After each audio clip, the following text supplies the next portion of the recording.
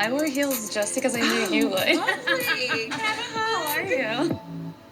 After talking with David's friends, I'm realizing that lifestyle things are very different between David and I want to keep moving forward, but I feel like I'm always getting caught up in the negative stuff, and so I want to talk to Dr. Pia, just a one-on-one. I'm all about bettering myself, and so if she has tips for me, it will help tremendously.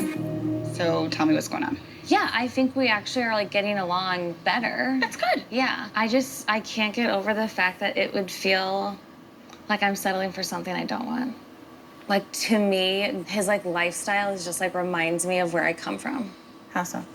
It feels like he's like lived in a very small like bubble his whole life. Like, you know, like he eats the same thing for every single meal. Like he says this, he's like, I'm just a simple guy. And like I come from like a humble, like more blue collar family, and I couldn't afford to do the things all of my friends are doing. And I just feel like, I don't know, like I don't envision myself like living that life.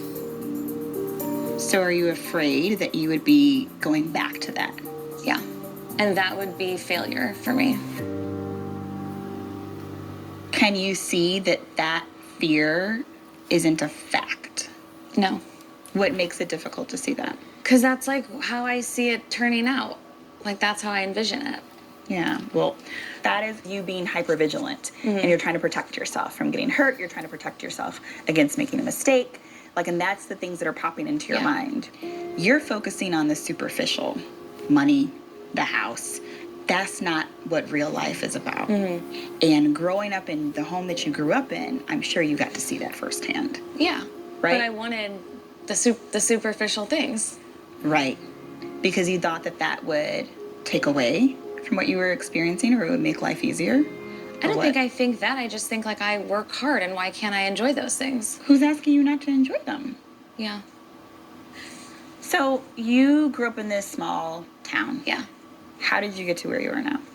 I just like moved one day. It was like I came up here with no job and bartended and was like, I'll figure it out. Okay. How'd you figure it out? I networked, made friends, like those friends, like new friends, and got me jobs and interviews. And Okay. What if those friends had been like, you're from a small town, like I could never see myself being your friend? But I also came up here when I was like early 20s. But I'm saying you got to where you are because someone introduced you to a different lifestyle. Yeah.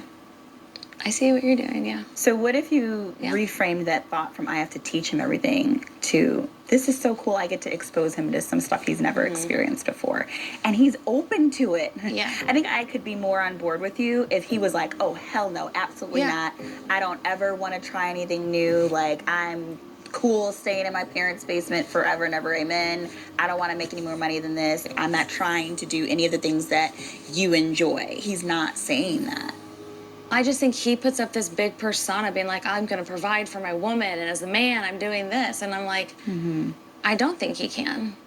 When you say provide, you mean financially. Well, Because how else would he do it? Like, what am I not thinking of? all the other ways a person provides for their spouse outside of finances? Yeah, I want you to tell me. Yeah, like caring for them, taking care of them when they're sick, showing up for them, being that ear to come vent to, doing all the different things, like whatever it is that you're asking of him, he's already showing you that, right? Like there's things that you've said you didn't appreciate or didn't like, and he's changing them.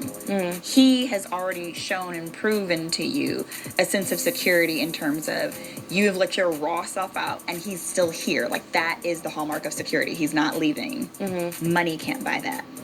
I promise you that. Your feelings are real. They're valid. I'm not trying to tell you that you're not feeling that. But your feelings are based in lies. Yeah. They are not based in facts. Right. And like that is the hallmark of like anxiety. Right. It truly, truly is. So all I'm saying is, let's work on you giving this a chance. Yeah. Money can't buy safety. Yeah.